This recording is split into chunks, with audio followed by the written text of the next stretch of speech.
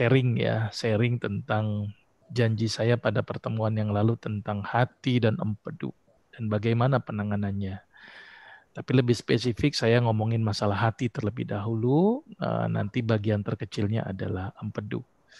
Izin saya share screen ya, ada panitia ya. Oke, slide saya sudah kelihatan?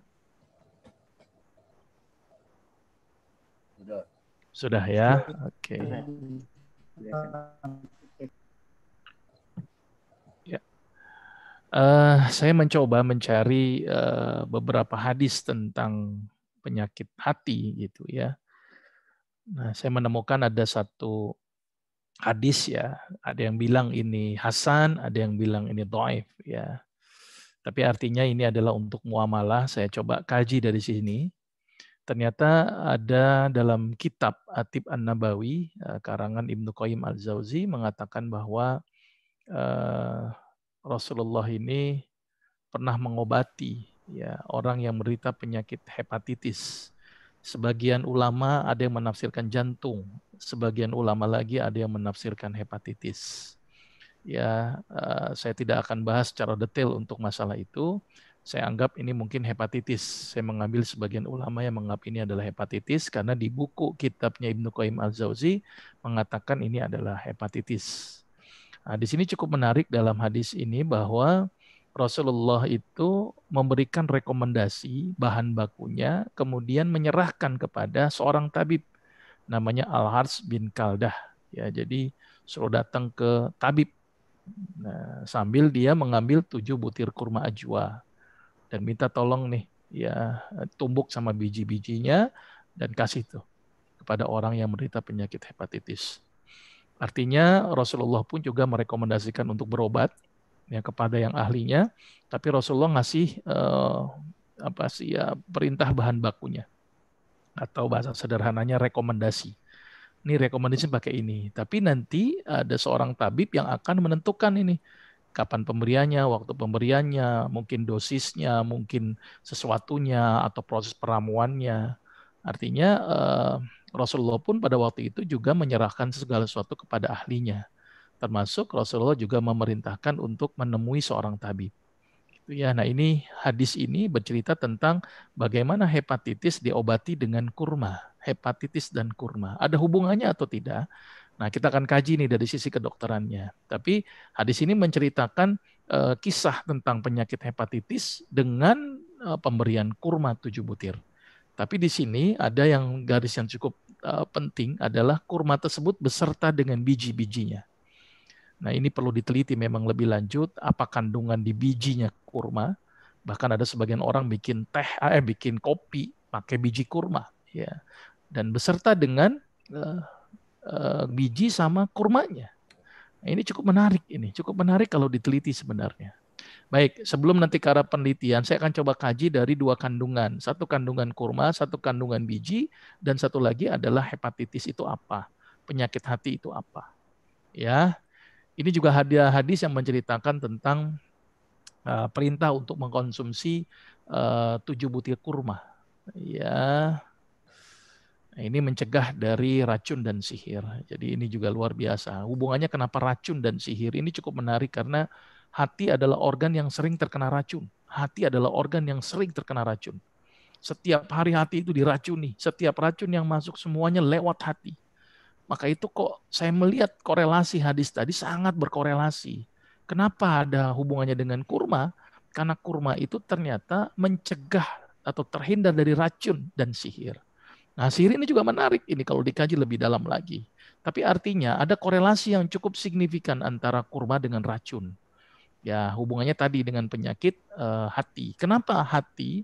Karena hati adalah organ yang pertama kali mengeliminir racun. Jadi fungsi eliminir racun itu letaknya di hati. Maka itu kalau kita makan makanan yang beracun, maka organ yang pertama kali kena adalah hati. Jadi makanan diserap, misalnya makanan yang mengandung pestisida, nanti di hati itu dilakukan proses namanya detoksifikasi atau penghilangan racun. Nah, maka itu dengan harapan kurma ini, kurmanya itu bisa menghilangkan racun-racun yang masuk ke dalam hati. Maka itu saya berpikir tentang makna atau sarah hadis tadi, bercerita tentang masalah hepatitis, bukan penyakit jantung. Wallahu alam, kita tidak tahu, tapi yang pasti saya menganalisis dari sisi kedokterannya. Baik, ini sedikit gambaran biar para jamaah paham dulu hati itu letaknya di mana. Jadi hati ini letaknya itu mayoritas di sebelah kanan. Ini hati.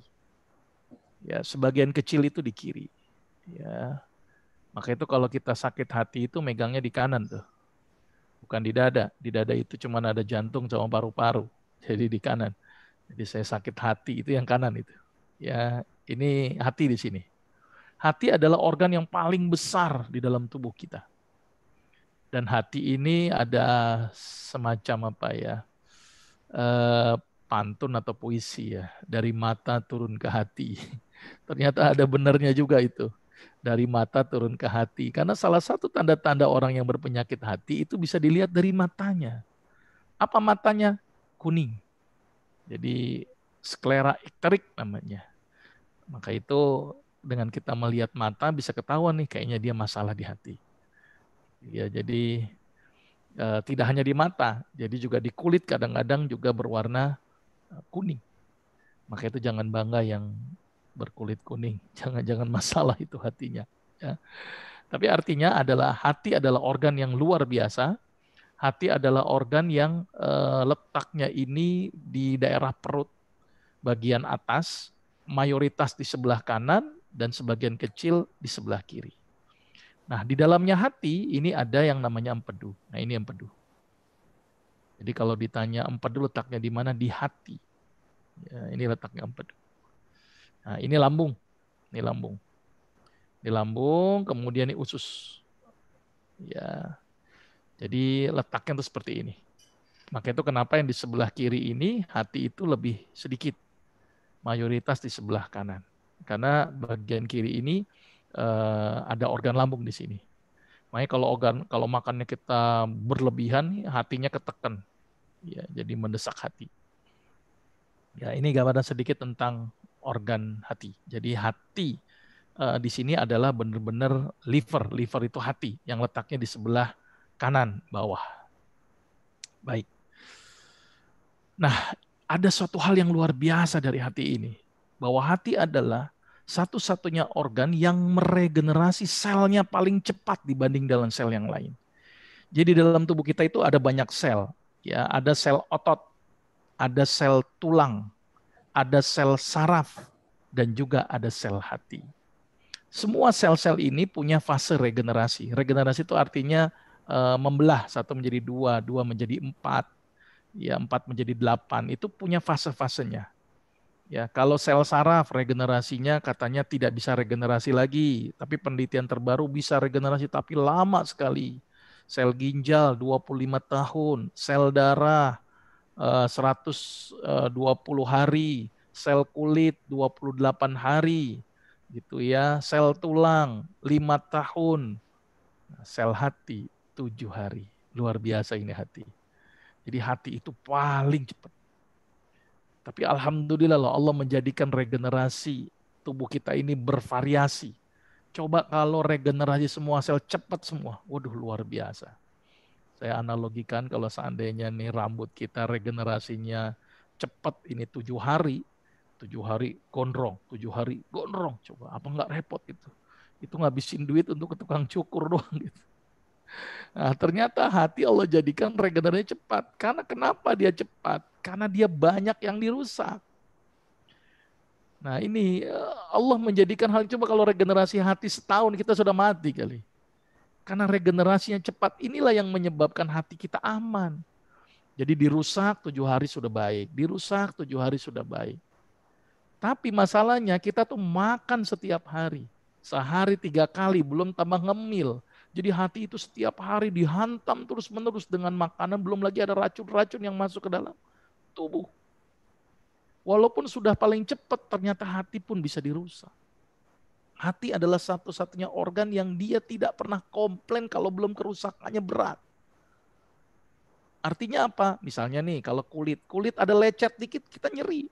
Jantung nyumbat, nyeri dada. Tulang ada yang retak dikit, nyerinya luar biasa. Hati kalau belum kerusakannya 90%, dia belum komplain. Belum ada timbul gejala kuning, belum timbul gejala pembesaran.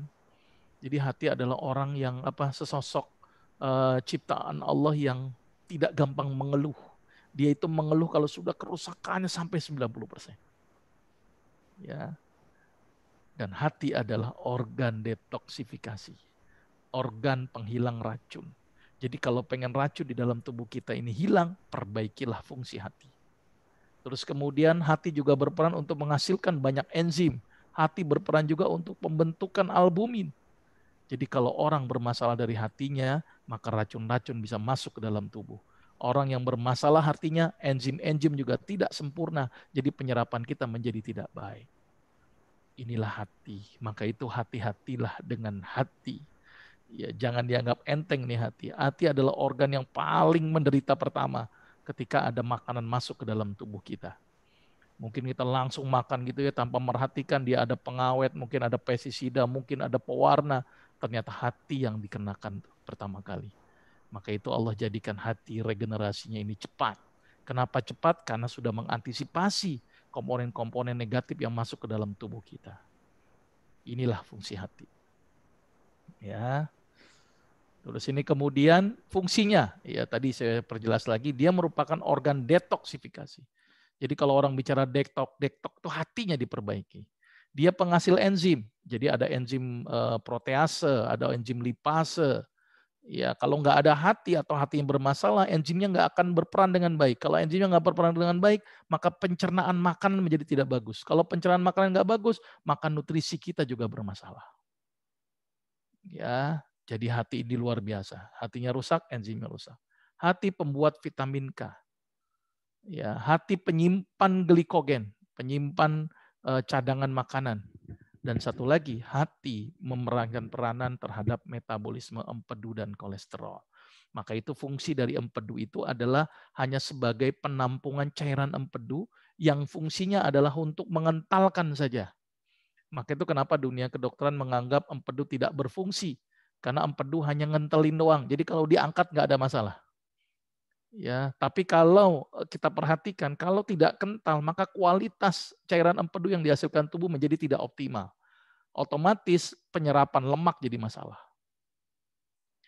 Jadi empedu penting, ya, tapi tidak penting-penting banget gitu bahasa kedokteran. Daripada dia sakit empedu, udah mendingan diangkat. Tapi tetap kalau sudah empedu diangkat, maka proses pengentalan dari cairan empedu akan menjadi masalah. Dan itu bisa mempengaruhi kualitas dari cairan empedu. Nah ini fungsi hati. Ya. Nah penyakit apa aja yang ada di hati? Jadi hati itu banyak penyakitnya. Pertama adalah hepatitis. Ya, ini banyak nih, ada A, B, C, D, E, F, G. Ini belum yang lain lagi nih, mungkin sampai Z. Tapi yang paling sering ini adalah ini. Hepatitis.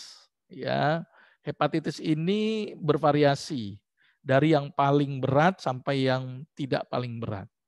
Yang paling umum dan sering terkena pada masyarakat kalau enggak A, B. Ya kalau enggak A, B. Kalau B ini adalah berasal dari kontak cairan darah. Tapi kalau A biasanya dari makanan. Nah ini sering nih terjadi di pesantren-pesantren yang sering kena hepatitis masif gitu ya. Karena tadi makanannya yang bareng-bareng sehingga bisa berdampak kepada penyakit. Satu pondok pesantren kemarin saya dapetin berapa pondok pesantren kena hepatitis massal karena dari makanan yang kotor. Maka itu penting nih menciptakan pesantren yang makanannya harus bersih. Karena boleh jadi gara-gara makan bisa mempengaruhi itu ya, mempengaruhi fungsi hati. Nah, hepatitis A itu lewat makanan. Ya, dan ini biasanya akan sembuh dengan sendirinya kalau hepatitis A-nya sudah dieliminir. Tapi ada satu hepatitis yang cenderung dia menetap atau carrier, yang disebut dengan hepatitis B. Nah ini hati-hati nih hepatitis B. Hepatitis B itu menular melalui darah. Ya, jadi hati-hati itu. Misalnya kita mohon maaf ya suntik bareng gitu ya pada orang-orang narkoba, itu juga sering tuh. Atau berhubungan seksual melalui mukosa bisa dengan cairan sperma misalnya. Itu juga bisa nular hepatitis B. Atau bisa jadi penularannya mohon maaf, bekam, tetapi tidak steril, tidak menggunakan klorin, hanya alkohol doang, itu bisa nular tuh hepatitis B. Atau yang paling sederhana kolam renang yang nggak ada klorinnya. Jadi satu tetes orang yang menderita hepatitis, satu tetes darah masuk ke dalam kolam renang. Kolam renang tuh bisa ketularan semua tuh hepatitis B. Maka itu pastikan kolam renangnya itu mengandung zat yang memiliki dan membunuh hepatitis. Jadi waspada kalau berenang di kolam renang.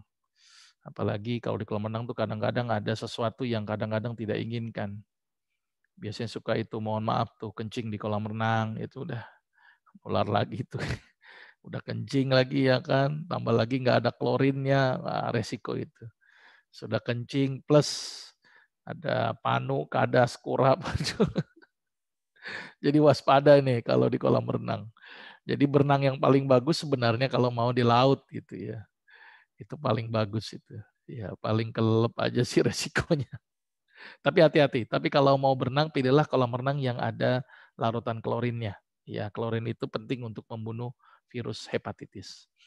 Terus yang kedua, selain virus, itu juga ternyata ada masalah perlemakan hati. Nah, ini yang juga cukup banyak ini. Karena setiap hari kita makan gorengan, makan santan, makan lemak, makan daging yang berlemak, makan seafood, makan jeroan.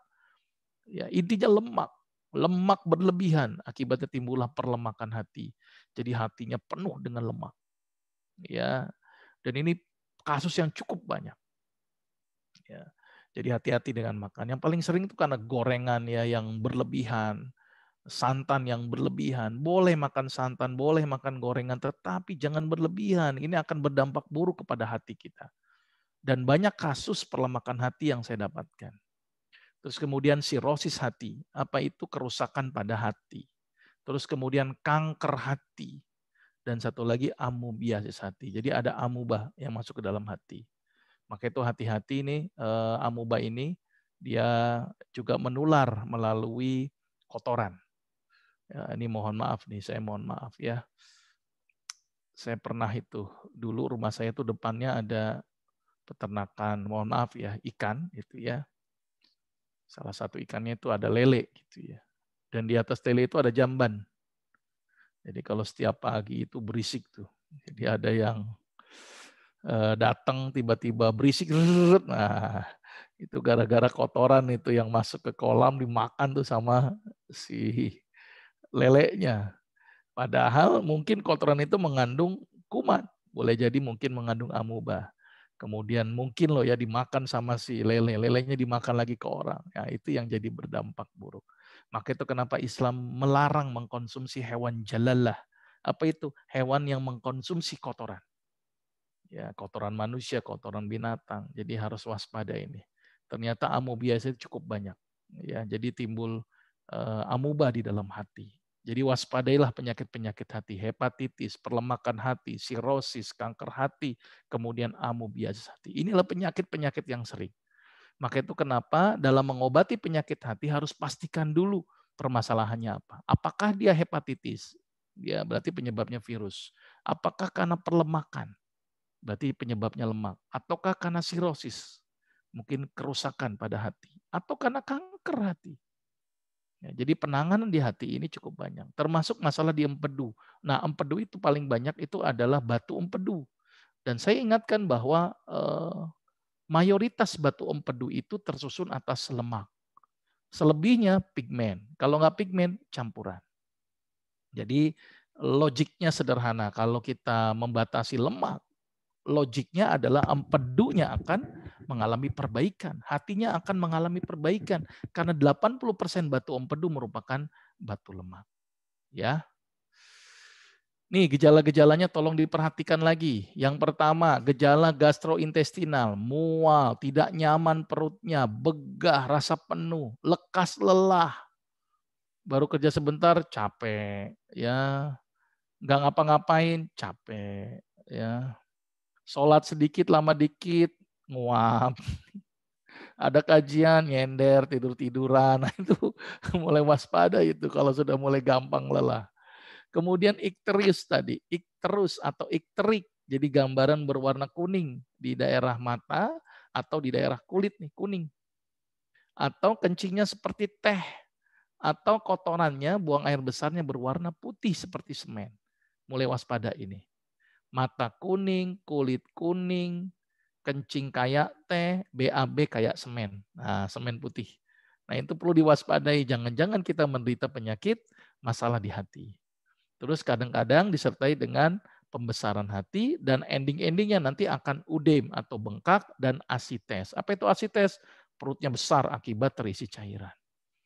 Nah, ini gejala-gejalanya. Gejala mual, tidak nyaman, begah, lekas lelah, ikterik, hati membesar, bengkak, atau bahkan asites. Nah, ini gejala-gejala. Jadi bagi jamaah kalau melihat gejala-gejala ini perlu diwaspadai. Jangan-jangan kita terkena penyakit di hati. Baik itu hepatitis, baik itu amuba, baik itu perlemakan. Ya, gejala secara umumnya seperti ini.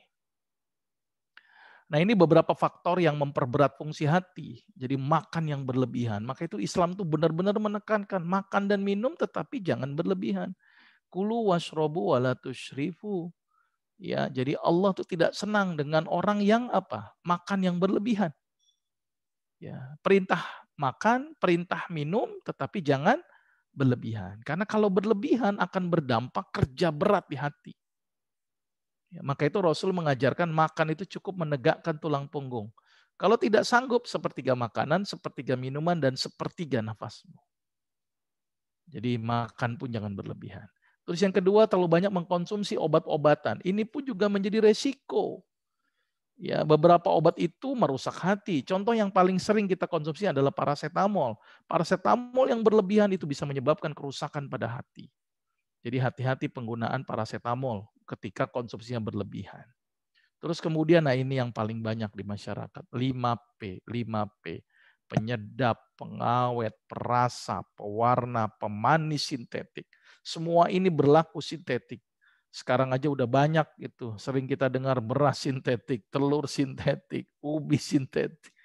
Allahu Akbar. Nah ini memperberat hati. Hati kita ini jadi masalah ini. Oh, jadi tolonglah makan makanan sesuatu yang tidak mengandung sintetik itu jauh lebih aman. Maka itu perintahnya di dalam Al-Quran, ya ayuhan nas kulu mimma fil ardi halalan thayyiban. Jadi perintah nih seluruh makan tuh di seluruh bumi ini boleh dimakan, tapi dengan syarat halal dan baik. Halal dan baik. Nah, halal sudah jelas, baik belum tentu. Rumput halal, tapi kan nggak baik buat manusia, baiknya buat kambing. Maka itu hati-hati yang mengandung tadi penyedap, pengawet, perasa, pewarna, pemanis sintetik tolong diganti. Tolong jangan dikonsumsi. Makanan yang tinggi pestisida itu semuanya merusak hati. Kadang-kadang kita sakit diakibatkan karena pola makan kita yang tidak benar. Boleh jadi gara-gara yang masuk ke dalam tubuh kita adalah sesuatu yang ternyata buruk. Nah, ini yang jadi masalah. Ya, mudah-mudahan kita terhindar dari makanan-makanan yang tidak baik. Karena makanan yang tidak baik akan berdampak buruk kepada hati. Dan kalau hatinya rusak, maka proses di dalam tubuh pun juga akan menjadi masalah. Ya, nah ini sedikit bagaimana mekanismenya, tapi ini nggak usah lah. Intinya adalah ini penyimpanan gula ya di dalam hati. Jadi kalau hati disimpan sama gula terus-terusan penuh, hatinya juga masalah gitu ya, gudangnya masalah. Maka itu penting nih. Tidak hanya dari lemak, ternyata makanan yang tinggi gula atau tinggi yang menghasilkan glukosa itu juga bisa memperberat fungsi hati. Ya. Nah, ini pengobatannya. Jadi, Dok, dengan banyak penyebab, obatnya beda-beda, tapi secara umum ini dulu. Jadi yang pertama istirahat yang cukup. Jadi kita nggak boleh itu terlalu capek. Istirahat yang cukup. Konsumsi madu dan kurma tadi saya bilang bahwa ternyata kalau hatinya bermasalah, maka glikogen bermasalah, cadangan energi juga bermasalah, maka itu perlu asupan yang mengandung glukosa yang cukup untuk membentuk glikogen lagi. Maka itu kenapa orang zaman dulu kalau sakit kuning itu suruh makan yang manis-manis. Kenapa? Karena untuk menutupi kekurangan glikogen yang terjadi akibat kerusakan pada hati. Kemudian berpuasa. Puasa ini adalah obat yang terbaik untuk hati. Jadi hati ini kerja berat terus, maka itu puasa ideal itu minimal Senin Kamis. Ya, kalau Senin ke Kamis kan 3 hari, Senin, Selasa, Rebo, Kamis. dibenerin lagi, terus Jumat, Sabtu, Ahad, Senin. Nah, 3 hari sekali hatinya dirusak, diistirahatkan. Dirusak, diistirahatkan. Jadi pentingnya ini istirahat. Minimal Senin, Kamis. Paling bagus adalah Nabi Daud. Ya, terus kemudian konsumsi temulawak. Ternyata temulawak ini memiliki efek memperbaiki fungsi hati. Ini hebat nih temulawak. Kalau nggak ada temulawak, kunyit. Ya, caranya diapakan? Ya, boleh diambil temulawak 2 jari, kunyit 2 jari, dikupas, dipotong kecil-kecil, direbus seperti biasa, 3 gelas menjadi 1 gelas. Rutinkan pagi dan sore. Ya, ini adalah komponen-komponen yang penting untuk merangsang regenerasi hati, biar hatinya itu bagus. Dan yang paling sering juga ini adalah hindari faktor-faktor kerusakan pada hati. Tadi 5P, makan berlebihan gitu ya. Terus kemudian obat-obatan, tolong ini. Nah, terus bagaimana pengobatannya kalau misalnya dia perlemakan hati? Lemak dibatasi. Kalau misalnya terjadi hepatitis, ada beberapa tanaman obat yang ternyata bagus untuk menghambat pertumbuhan hepatitis. Salah satunya apa? Sambiloto, misalnya seperti itu. Ya, kalau untuk misalnya amoebiasis ya berarti dikasih obat-obat amoeba. Ya, kalau misalnya kondisinya karena misalnya virus tadi, kalau virus berarti nanti ada obat antivirus. Nah, sambiloto memiliki efek menghambat pertumbuhan virus hepatitis. Nah, itu bisa juga dicoba dengan kasus yang menderita penyakit hepatitis. Nah, ini sedikit saja gambaran tentang kurma. Kenapa kok kurma sangat bagus gitu ya? Kurma itu ternyata banyak mengandung glukosa, tapi glukosanya berbeda, dia alami ketimbang dengan gula, dan kita tahu bahwa kerusakan hati itu butuh asupan glukosa. Ya, butuh asupan glukosa. Ini untuk jantung ternyata juga bagus, ternyata si kurma memiliki efek kandungan kalium yang luar biasa dan berperan penting pada proses kontraksi jantung. Nah, ini kurma mengandung salisilat, terus kemudian kurma juga bisa mempengaruhi prostaglandin atau anti peradangan. Nah, ini gambaran sedikit, selebihnya kita tanya jawab saja supaya lebih interaktif ya. Ya, ini sedikit manfaat lain dari kurma ya. Ini kurma bikin subur nih. Ya, jadi bagi laki-laki yang mandul kurma nih, ternyata nih bikin merangsang produksi hormon pada laki-laki. Karena ada senyawa estron namanya. Baik, itu yang bisa saya berikan. Selebihnya saya ingin dialog sama jamaah ini ya. Mudah-mudahan kita terhindar dari penyakit hati tadi, termasuk batu empedu. Batu empedu juga kasusnya cukup banyak. Mudah-mudahan bermanfaat. Mohon maaf kalau ada kata-kata yang salah. Saya akhiri, silakan kita berdialog. Assalamualaikum warahmatullahi wabarakatuh.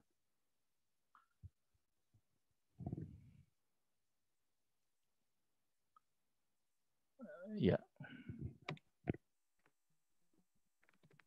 Baik, Bapak Ibu, bagi yang ingin bertanya kami persilakan.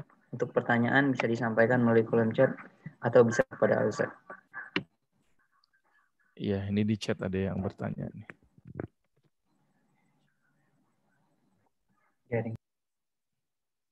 Oke, Ana ini ya, Ana bacakan nih pertanyaannya ya di kolom chat ya, Aki ya. Aki? Ya, silakan Ustaz. Oke, ini ada yang bertanya. Saudara kena kanker hati, bilirubin naik 23, HB dan albumin turun. Ya, tindakan PTBD alhamdulillah sudah agak membaik. Berapa lama, Dok ya? Dan pengaruh di liver apa ya, Dok ya? Dan untuk umur pasien apakah sudah tidak panjang lagi? Ya, ini ngomongin kanker ya. Kalau nggak salah materi kanker sudah nih ya pada pertemuan dulu. Tapi kalau mau diulang, tafadhol aja. Artinya begini Bu, kalau hati bermasalah, maka semua proses hati akan bermasalah. Tadi apa fungsi hati? Salah satunya adalah memproduksi albumin. Salah satunya memproduksi albumin. Jadi kalau hati bermasalah, maka albuminnya akan bermasalah. Berarti apa yang harus kita lakukan? Ya, untuk bisa memperbaiki hati tadi tergantung penyebabnya. Kalau penyebabnya kanker hati, maka kanker hatinya dulu yang harus disembuhkan. Ya, Dengan apa? Ya mungkin dengan tindakan PTBD mungkin bisa salah satunya. Atau setelah tindakan PTBD, saya khawatir mungkin kambuh kembali, bisa diberikan tanaman-tanaman obat yang bisa menghambat pertumbuhan kanker. Misalnya salah satunya tapak darah, kemudian keladi tikus. Itu adalah beberapa contoh tanaman herbal yang terbukti secara preklinis mampu menghambat pertumbuhan dari si kanker hati. Sambil upaya-upaya tadi, temulawak jalan, konsumsi yang halal dan thayyib jalan, istirahat yang cukup, gitu ya. Jadi upaya-upaya itu bisa dilakukan. Terus apakah umur pasien sudah tidak panjang? Urusan mati, urusan Allah ini ya. Yang penting tetap ikhtiar, tetap ikhtiar. Ya, tetap ikhtiar. Karena memang kasus kanker ini adalah kasus yang sangat luar biasa. Pertumbuhannya juga cepat, progresif. Ya, maka itu tindakan-tindakan memang diperlukan. Apakah itu operasi, apakah kemoterapi, ataukah radiasi gitu ya. Tapi artinya kalau misalnya dia sudah operasi, kemoterapi, radiasi tidak berespon atau mungkin bisa relapse kembali, mau tidak mau tindakan dengan menggunakan tanaman obat bisa menjadi solusi. Apakah kanker ini penyakit keturunan? Ada, faktor genetik ada. Tapi tolong jangan disalahkan genetiknya. Mungkin ada pola makan kita yang salah. Mohon maaf ini, salah satu faktor yang saya khawatirkan dari kanker itu sering makan yang gosong-gosong. Itu hati-hati. Sate digosongin, ikan digosongin, ya, dibakar dengan gosong, bahkan kalau perlu arangnya dimakan gitu. Jadi hati-hati itu dengan yang gosong-gosong. Ya walaupun penyebab kanker tidak diketahui, tapi diduga faktor-faktor pemicu. Salah satu adalah dari makanan tadi. Ya mudah-mudahan bisa menjawab ini ya. Terus kemudian perlemakan hati. Apa obatnya? Yang pertama untuk perlemakan hati jangan makan lemak dulu. Apa itu? Ayam, daging, jeroan, telur kuningnya, terus kemudian minyak, santan, hindari dulu. Terus makan apa dok? Yang paling aman adalah ikan dipepes, sayur bening, ikan pepes, sayur bening, ikan pepes, sayur bening. Itu yang pertama. Yang kedua, lemak akan habis kalau kita rajin puasa. Saya punya pasien perlemakan hati, dalam waktu 4 bulan saya suruh puasa Daud, hasilnya bagus. Karena nggak masuk lemak, tapi saran itu tadi, ikan pepes, sayur bening, ikan pepes, sayur bening, ikan pepes, sayur bening. Terus kemudian ada beberapa tanaman obat yang mampu memperbaiki fungsi hati dan menghambat penyerapan lemak. Apa salah satunya? Temulawak dan kunyit. Jadi nanti kalau makan ikan pepes, kunyitnya dibanyakin. Itu bisa memperbaiki perlemakan hati. Insya Allah seperti itu. Kalau bicara buah yang paling bagus, apel dan jeruk lemon. Karena apel mengandung senyawa pektin yang mampu mengikat lemak. Lemon adalah mengandung zat yang ternyata bisa melisiskan lemak. Maka itu kenapa cucian pembersih piring itu kan dari jeruk lemon atau jeruk nipis gitu ya. Ternyata dia mampu meluruhkan dari lemak itu sendiri. Itu gambaran sedikit bagaimana pengobatan untuk perlemakan hati. Ya terus selanjutnya perlemakan hati apa yang paling optimal? Puasa Daud. Ya, puasa Daud batasi mulut. Daud tapi mulutnya nggak dibatasi, percuma itu. Jadi tolong ini mulutnya nih ya. Udahlah nggak usah rendang-rendang dulu sementara, ngirit deh. Jadi kayak orang Sunda tuh makan daun aja deh kalau perlu ya. Jadi target saya untuk penelapakan hati ya dibatasi dulu lemaknya. Karena kalau nggak dibatasi juga jadi masalah. Sambil ada tanaman obat yang bisa memperbaiki fungsi hati. Karena kita tahu bahwa perlemakan itu, lemak itu tidak hanya murni dari makanan, bisa jadi dari fungsi hati yang bermasalah. Maka itu salah satu saran saya tadi, rebusin temulawak dan kunyit. Ya, terus kemudian ada pertanyaan di luar tema, ya nggak apa-apa, nggak usah private, everyone juga nggak masalah. Trigliserid saat ini tinggi mungkin gitu kali ya, atau tensi ini juga tinggi, 130/100 ini tensi. Kalau trigliserid itu ada nilainya sampai lebih dari 200 misalnya. Trigliserid itu adalah komponen dari lemak. Tapi salah satu unsur pembentuk trigliserid tidak hanya dari makanan lemak, tapi juga dari gula. Jadi kalau tidak mau naik trigliseridnya, batasi makanan yang manis dulu. Khususnya gula pasir, udah hindari gula pasir. Karena itu juga akan meningkatkan trigliserid. Atau nasi yang berlebihan. Sebenarnya mudah kok menghadapi trigliserid ini. Tinggal batasi makan nasi sedikit saja, banyakin makan sayur, nggak boleh yang manis-manis aja dulu deh. kue manis, snack manis, ya, atau gula, stop dulu. Maka insya Allah trigliserid akan baik. Terus kalau tensi, ya kalau tensi saat ini 130/100, 100-nya agak tinggi, tapi 130 sudah baik. Yang pertama batasi garam kalau untuk tensi, terus kemudian timun amas seledri, dia bersifat diuretik, perbanyak bawang putih karena juga bisa menurunkan tensi, senyum 20 kali selama 20 detik, tahajud dirutinkan minimal 13 rakaat, kemudian makan kurma pisang raja karena dia tinggi kalium gitu ya. Terus kemudian makan lalapan pegagan, kemudian berbekam, maka insya Allah tensi bisa baik. Gitu ya. Tapi kalau untuk trigliserid tadi batasi lemak, batasi minyak, batasi santan, terus kemudian batasi gula. Karena gula itu penyebab terbentuknya trigliserid. Tanda-tanda hati kita bermasalah. Ya tadi tanda-tandanya dari mata turun ke hati. Jadi ngeliat mata kita udah mulai kuning apa belum. Makanya itu kalau kita ngaca tuh jangan lihat gantengnya aja, lihat juga matanya ini ada masalah apa enggak. Kalau kuning waspada. Ya, atau merasa diri, wah kok saya kok bertambah kuning ya, wah itu curiga nih, jangan bangga dulu tuh, jangan-jangan hepatitis. Ya, terus kemudian gampang lelah tadi, lelah terus gitu ya, apa-apa ngantuk, itu perlu diwaspadai. Terus kencing udah bermasalah, BAB juga bermasalah, kencingnya sudah mulai merah, BAB-nya kok warnanya putih, makanya saya berharap jamaah masjid itu kalau BAB itu lihat warnanya, karena warna ini sangat menentukan kesehatan kita. Orang yang punya masalah hati itu warnanya putih seperti semen. Terus pemeriksaan apa? Pemeriksaannya tolong dicek SGOT dan SGPT sama gamma GT. Jadi SGOT, SGPT, dan gamma GT. Ini adalah pemeriksaan untuk melihat apakah ada gangguan fungsi hati atau tidak. Kalau ternyata ada gangguan fungsi hati, maka langkah selanjutnya dilakukan tindakan USG atau pemeriksaan lain, misalnya hepatitis B, atau kita lihat dengan USG adakah perlemakan hati atau tidak. Gitu ya. Tapi yang pasti berdasarkan hadis tadi, kurma sangat bagus untuk orang yang punya masalah hati. Karena apa? Karena tadi ada hadis Rasul yang mengatakan bahwa kurma bisa mencegah dari racun dan sihir. Dan kita tahu bahwa hati adalah organ yang fungsinya adalah untuk menghilangkan racun. Dengan harapan adanya kurma, maka racun bisa tereduksi. Mungkin itu jawaban dari saya. Ya mudah-mudahan bisa bermanfaat buat para jamaah gitu ya. Baik, ada lagi yang mau ditanyakan silakan. Mohon maaf takutnya saya kelewatan waktu sampai jam 1. Oh, masih ada 2 menit.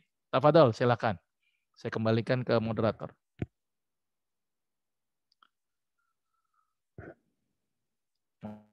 Moderatornya menghilang nih. Pak moderator. Juga ya, Dok? Oh, mau langsung boleh. Tafadhol silakan Pak Yudi, silakan. Ya, untuk Suaranya Pak Yudi. Oh ya, kalau periksa lab periksa apa, Dok? Itu tadi SGOT, SGPT, gamma BT. SGOT, SGPT, gamma GT tadi sudah saya sampaikan. Iya, Dok. Ya. Oke, ada lagi yang mau langsung? Silakan. Saya kembalikan ke moderator, kepada panitia. Bapak Ibu, kita masih punya waktu kurang lebih 2 menit. Jika yang masih ada yang ingin bertanya, kami persilahkan.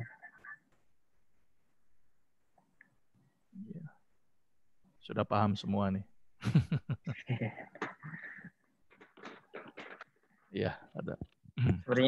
Sepertinya udah nggak ada lagi, Dok. Iya, baik. Mudah-mudahan sehat semuanya, mudah-mudahan. Amin. Amin. Yang penting sudah paham lah. Yang penting ilmunya buat jamaah itu ilmunya dulu, nanti tinggal masalah pengobatan bisa menyusul. Yang penting paham, oh saya punya masalah nih di hati. Oh saya punya kendala nih di hati seperti ini, tanda-tandanya begini. Nah, perlu pemeriksaan apa kira-kira. Ya udah, mudah-mudahan sehat semua pada jamaahnya. Amin. Ya. Jazakallah, Dokter. Ya. Wa iyyakum.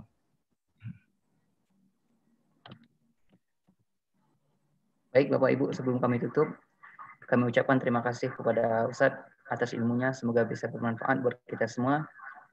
Dan kami ucapkan terima kasih kepada seluruh jamaah atas partisipasinya dalam majelis ilmu Masjid Al-Taqwa Pondok Pusat. Untuk keberkahan majelis kita pada siang hari ini, mari sama-sama kita tutup dengan Hamdalah dan doa kafaratul majlis. Alhamdulillahirabbil alamin. Subhanakallahumma wa bihamdika asyhadu an la ilaha illa anta astaghfiruka wa atubu ilaik. Subhanakallahumma bihamdika asyhadu an la ilaha illa anta astaghfiruka wa atubu Wassalamualaikum warahmatullahi wabarakatuh. Waalaikumsalam warahmatullahi wabarakatuh. Terima kasih, Waalaikumsalam terima kasih. warahmatullahi wabarakatuh. Iya, ya.